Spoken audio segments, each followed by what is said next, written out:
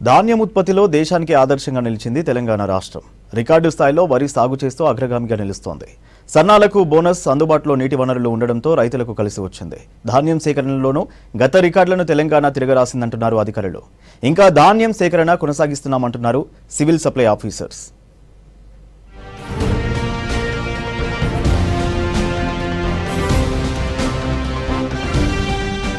ధాన్యం ఉత్పత్తిలో తెలంగాణ రాష్ట్రం దేశంలోనే అగ్రస్థానంలో నిలుస్తోంది.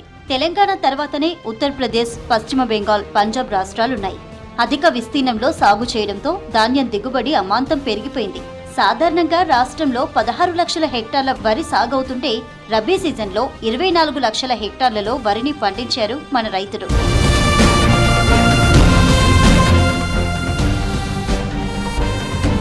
రాష్ట్రంలో 2022-23లో రబీ, ఖరీఫ్ కలిపి 158 లక్షల టన్నుల బియ్యం ఉత్పత్తి అయింది.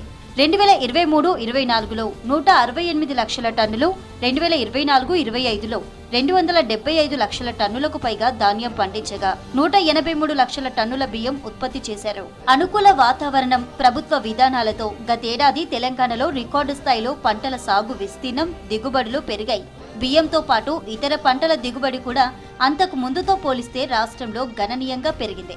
దేశంలోనే అత్యధికంగా బియ్యం ఉత్పత్తి చేస్తున్న రాష్ట్రంగా తెలంగాణ అగ్రస్థానంలో నిలిచిందని అర్ధ గణాంక శాఖ ప్రభుత్వానికి తెలిపింది. గతం కన్నా ఆల్మోస్ట్ 15-20 డేస్ అడ్వాన్స్ వచ్చినాయి. 15-20 డేస్ అడ్వాన్స్ వచ్చిండగా మనకు అదే టైంలో పీక్ అరైవల్ ఉండగా, అదే టైంలో ఋతుపవనం రావడం వల్ల, మాన్సూన్ రావడం వల్ల ఇది పెద్ద ఛాలెంజ్గా మారిపోయింది. దాంట్లో ఒక్కసారి ఫిగర్ చూస్తే మనకు మొత్తం అర్థం అవుతుంది.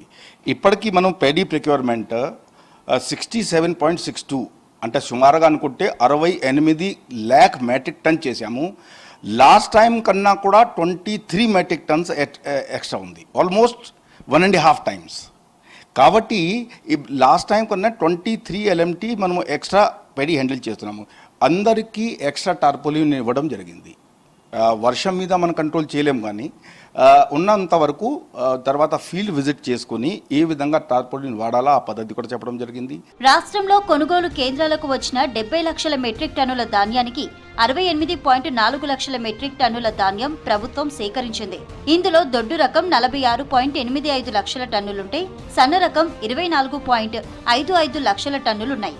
దాదాపు 11.42 లక్షల మంది రైతుల నుంచి ధాన్యం సేకరించింది ప్రభుత్వం. 15,852 కోట్ల విలువైన ధాన్యం కొనుగోలు చేయగా 13,559 కోట్ల డబ్బులు రైతులకు చెల్లించింది ప్రభుత్వం. సో 13,300 crores ఆల్మోస్ట్ మనం పేమెంట్ చేసాం. సో ఒకటి ఎంత ప్రతికూలమైన పరిస్థితి అయినా సరే మనం రైతుకి అండదండలుగా ఉన్నాము, వారికి తోడ్పడి ఉన్నాము, వారికి చేయూత కల్పిస్తున్నాము. కొంచెం మీరు ఎలాంటి వరి చేయాల్సింది అవసరం లేదు, ఎలాంటి ఆ పొలాల్లో అనుమానాల్లో ఉండాల్సింది పరిస్థితి లేదు. మనము అన్ని ఏర్పాట్లు చేస్తున్నాము. 1 or 2 రోజులు కొద్దిగా ఆలస్యం అయినా కూడా ధీమా రావటంలో త్వరగా అది చేస్తాము. మీరు పీపీసీ సెంటర్లో తీసుకువస్తే దాని తర్వాత ఆ పేడీని కొనే బాధ్యత మాది. సో రైతులకి ఏ ఇబ్బంది ఎదుర్కోవాల్సింది పరిస్థితి రాకుండా చూస్తాం. 1,100 కోట్ల రూపాయల సన్న బియ్యం బోనస్ ను రైతుల ఖాతాల్లో వేయనుంది ప్రభుత్వం. మరోవైపు ఋతుపవనాలు ముందే రావడంతో తడిసిన ధాన్యం కొంటామని ప్రభుత్వం హామీ ఇచ్చింది. ధాన్యం సేకరణలో ప్యాడీ క్లీనర్లు, ప్యాడీ డ్రైయర్లను రైతులకు అందించారు civil supply commissioner D S Chauhan. దీంతో ధాన్యం ఆరబెట్టేందుకు తడిసిన వడ్లలో తేమ శాతం తగ్గించేలా చేస్తున్నారు. టార్పాలిన్లు, గన్నీ బ్యాగులు, హమాలీ లారీల కొరత లేకుండా చూస్తున్నామన్నారు. ఈసారి రికార్డు స్థాయిలో ధాన్యం వస్తోందన్నారు కమిషనర్ చౌహాన్. తడిచిన ధాన్యం కూడా మనం ఖచ్చితంగా తీసుకుంటాం. సో ఒక సైకలాజికల్ ఏముంటుంది అంటే ఇంకా ఇక్కడే ఉన్నది అంటే వారు బాధపడి ఉంటారు. బట్ మేము స్పష్టంగా ఒకటి ఇన్స్ట్రక్షన్స్ చెప్పాము, పీపీసీ లోపలికి గింజ ఎంటర్ అయితే అది మా బాధ్యత. కాబట్టి కొంచెం టైం పడితే కూడా మనం మషిన్ ఫార్మర్స్ మాత్రం ఎలాంటి అపోహలు, అనుమానాలు, సంశయాలకి గురి అవ్వాల్సింది అవసరం లేదు. మీరు నిర్భయంగా, నిర్మోహమాటంగా ఉండండి, తప్పకుండా అది మేము. సో ఈ కటింగ్ మాత్రం ఏదైతే సమస్య ఉన్నదో దాంట్లో మేము కఠినంగా వ్యవహరిస్తున్నాం. దుష్ప్రచారం చేసే దాంట్లో రాకుండా పీపీసీ సెంటర్లోకి తీసుకువస్తే ఎట్టి పరిస్థితుల్లో మీ పేడీకి ఎక్కడ పోకుండా మేమే కొనుక్కుంటాం. బియ్యం ఎగుమతిలోనూ రాష్ట్రం కొత్త రికార్డు సృష్టించింది. ఫిలిప్పీన్స్ కు బియ్యం ఎగుమతి చేసిన తొలి రాష్ట్రంగానూ తెలంగాణ నిలిచింది.